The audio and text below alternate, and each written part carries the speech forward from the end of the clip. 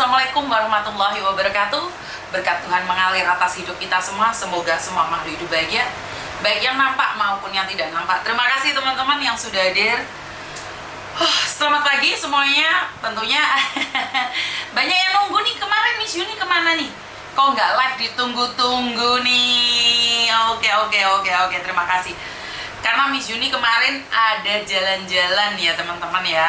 Buat yang baru datang, terima kasih sekali sudah menyapa saya, sudah ngabsen duluan nih. Terima kasih ya. Saya ucapkan Assalamualaikum warahmatullahi wabarakatuh. Berkat Tuhan mengalir atas hidup kita semua. Semoga semua makhluk hidup bahagia, baik yang nampak maupun yang tidak nampak. Terima kasih, dan tentunya membawa berita bagus nih. Kenapa Miss? Ya, saya datang ke Makau karena kemarin itu jujur banyak anak datang ke kantor saya dengan keadaan depresi, frustasi karena punya masalah di Hong Kong sini, dipecat sepihak oleh majikan, masih belum siap pulang. Tetapi fakta dan kenyataan tidak bisa ditutupin bahwa mereka sudah tidak bisa diterima lagi di Hong Kong karena sudah dipecat beberapa kali. Saya cuma berpikir, sayang sekali orang yang baik tidak memiliki kesempatan bekerja karena mendapatkan majikan yang bisa dibilang salah ya. Karena kadang-kadang kita walaupun baik tapi ada di tempat yang salah, kita juga nggak mampu bertahan. Jadi karena saya tidak ingin mencari kesalahan siapa dan kenapa kok bisa, daripada saya debat nih dan teman-teman membutuhkan solusi. Jadi buat teman-teman nih, karena banyaknya mbak-mbak yang datang ke tempat saya dipecat lah berapa kali, udah nggak bisa lagi ke Hong Kong, tapi posisinya di Hong Kong pingin ke Makau, dan saya bilang nggak bisa mbak, saya nggak mau mbak. Tapi setelah itu saya berangkat ke Makau, ingin mengecek lokasi, memastikan, karena saya dulu sebenarnya adalah pekerja dari Makau mbak. Jadi diakui atau tidak, saya adalah pekerja dari Makau. Dulunya awal mulanya itu saya dari Makau. Dan setelah itu saya cross check, dan saya juga telepon BPJS, apakah BPJS juga bisa dipakai di Makau, dan kenyataannya mereka bilang bisa, tapi saya sendiri belum mempraktekannya. Karena itu jika teman-teman nih ada di Hong Kong sudah bingung nih, nggak mau pulang ke Indonesia tapi masih pingin bekerja, kalau pingin ke Makau bisa datang ke kantor saya nih. Saya tidak ngambil uang sama sekali, saya nggak ambil potongan, saya nggak ambil apapun, saya cuman memberitahu kalian harus kemana dan seperti apa. Sama juga, karena saya secara jujur sebagian penempatan saya tuh nggak paham. Jadi tentang penempatan itu nggak paham. Jadi buat kalian nih yang kepingin bekerja di Makau, posisi ada di Hong Kong ya. Kalau dari Indonesia saya nggak tahu prosesnya mbak. Tapi bagi kalian yang ada di sini, kalian boleh ke Makau, hubungi saya.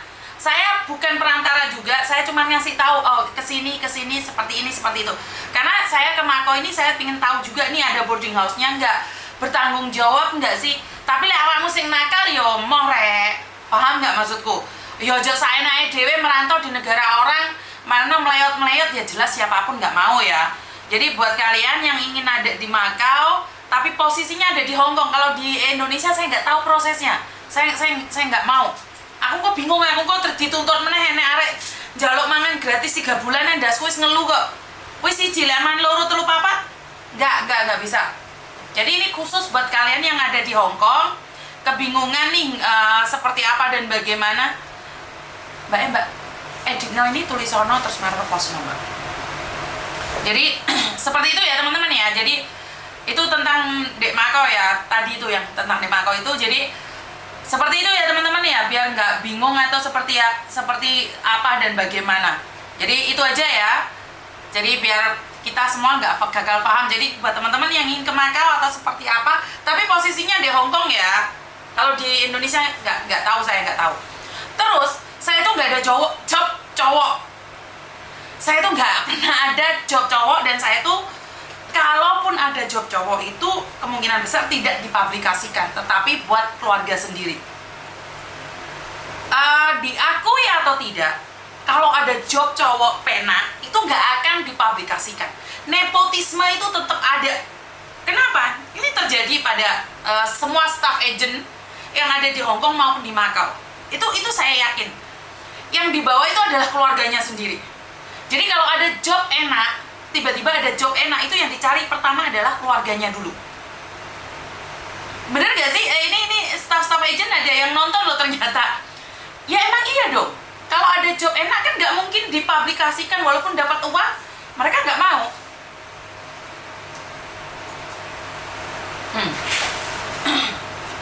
Maksudnya gimana? Sudah? Kakak kunci aku lihat dari Oke, sip. Jadi seperti itu ya teman-teman ya. Intinya adalah kita semua harus tahu bahwa nepotisme itu tetap ada. Nepotisme itu tetap ada, nggak mungkin nggak ada. Jadi kalau ada job enak itu nggak akan dipublikasikan. Jadi kalau sampai ada yang bilang job cowok enak di Hong Kong, terus butuh 15 orang, udah curigai aja itu palsu. Curigai itu palsu, karena kalau ada job enak, staffnya agent yang ngambil duluan. Nggak mungkin keluar dari staffnya agent. Itu fakta, tidak terbantahkan. Ngapain dikasihkan ke orang? Wong adik saya aja butuh, lah keponakan saya aja nganggur. Benar nggak sih? Maksudnya bahwa pejabat korupsi ki opo rek kudu ranahku rek iki. Pejabat korupsi barang dibahas di aku ndasku ngeluh lah niku. Iku sapa iku? Sapa sing komen iku kon nggawa pejabat korupsi kon ngapane aku? Enek arek-arek iki lek komen iki jian kok. Jadi ini berdasarkan fakta ya. Jika kalian seorang cowok nanyain, "Miss ada job cowok enggak?" Itu kalian diincer oleh orang-orang yang tidak bertanggung jawab di DM dan di WA. "Mas, ini ada job cowok butuh 10 orang di Hong Kong, nyuci kandang PT, buang sampah." Itu nggak ada, Mbak. Karena jika ada job, yang tahu duluan itu staff agent. Yang tahu duluan itu staff agent. Dan staff agent nggak akan ngirimkan kemana-mana. Dia pasti tanya orang sekitarnya dulu. Itu nepotisme itu tetap ada. Lah gak mungkin kita tiba-tiba itu memberikan job itu di media sosial ada 10 orang. Job apaan? Joko Wedus. Enggak. Itu hampir 75% penipuan. Yang 25% itu mukjizat tapi nyata. Jadi jangan percaya sama orang yang promosi job cowok. Kalau ada itu pasti keluarganya yang akan ditunjuk duluan. Ngerti ya, nyampe di sini ya. Jadi jangan mudah percaya dengan apa yang disampaikan oleh orang-orang di media sosial. Kenapa saya di media sosial ini mencari Mako? Karena korbannya Kamboja semakin banyak. Korbannya Kamboja ini semakin banyak dan semakin tidak terkendalikan. Korban Kamboja itu sudah berjatuhan. Dan saya juga ingin berbicara dengan pemerintah nih. Kamboja dibuka los-losan nih. Kenapa Makau yang negara maju ada perwakilan pemerintah Indonesia di Makau? Contohnya KJRI juga ada yang bertugas di Makau. Kenapa tidak diloskan saja? Kenapa ke Makau tidak diloskan saja? Tapi kenapa di Kamboja yang diloskan? Nah ini pertanyaan ya. Mungkin hanya pemerintah yang tahu. Kalau saya kan nggak tahu. Jadi Makau sudah nyata-nyata memang negara penempatan ini dari 2000-an saya posisi ada di Makau. Saya kerja di Makau juga. Jadi saya tahu perlindungannya Makau. Walaupun tidak semaksimal Hong Kong, tetapi Makau adalah negara pilihan kedua setelah Hong Kong. Jadi saya nggak ngerti Mbak, karena saya bukan bagian dari pemerintahan. Di Kamboja lost doll, berangkat ke Makau dihalang-halangi. Iya kan? Dan saya itu sangat sangat kagum sama pekerja-pekerja Makau yang begitu kuat. Mereka kalau dibandingkan dengan Hong Kong ada yang gajinya lebih rendah dibandingkan Hong Kong, tetapi mereka tidak pernah mengeluh. Jadi saya salut sama teman-teman yang bekerja di Makau. Kalian adalah orang-orang hebat dan tentunya tetap bekerja keras buat kalian yang ada di Makau ya. Selamat ya buat kalian yang ada di Makau. Dan peringatan juga buat teman-teman yang ada di Makau, karena jujur nih Miss Yuni kan nggak tahu tentang Makau, makanya Miss Yuni akan membahas terus tentang Makau.